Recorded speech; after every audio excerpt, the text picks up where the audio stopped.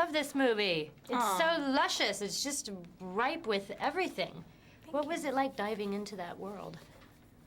Well, I certainly felt like once we'd started filming the first week, I'd turn to Colin and go, oh, we're in it now. We've got so much to do. And it was really overwhelming, but because it eventually just became the reality of my life, that, I was going to be working 6 days a week for 14 hours a day, and I was going to have to remain emotionally vulnerable for this amount of time, I just accepted it as being a reality, sort of like, taking your finals. You gotta do it, and you suck it up. Absolutely.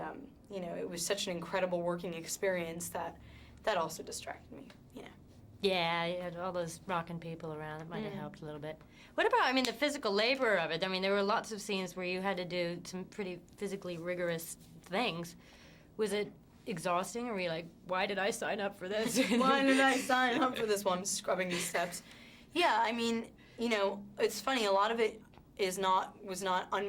more so waking up at 6 a.m. and leaving the set at 8 at night was more rigorous. For me, I tried to make everything that I was doing look really hard.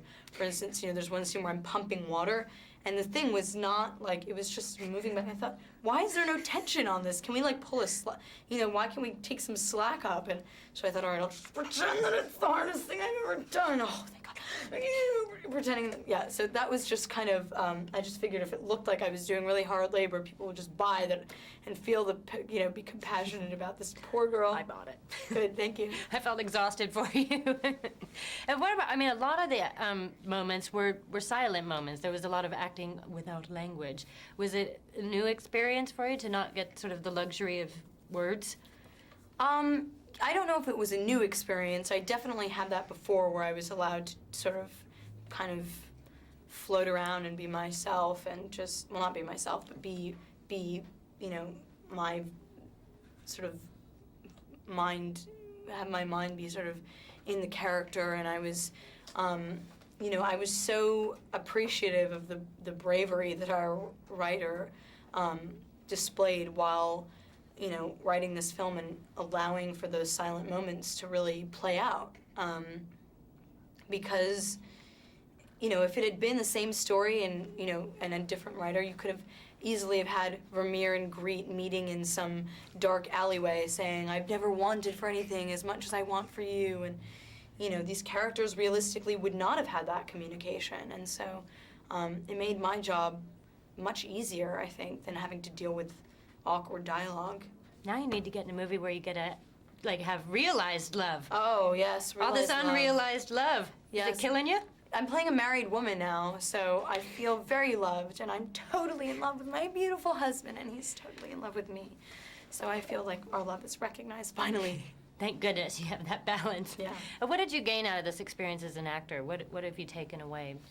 Every movie I work on, I always take something out of the character for myself, and just the whole experience in general. I think that I really, like I said, I was really in it, and I was involved in it, and I realized that,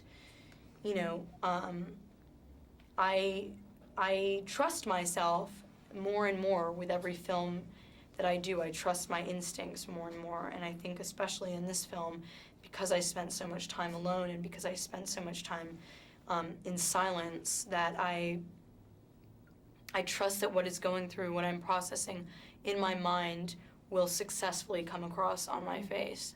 Well, it was an absolutely wonderful film. Thank you. Thank you very much. Thank you. Absolutely.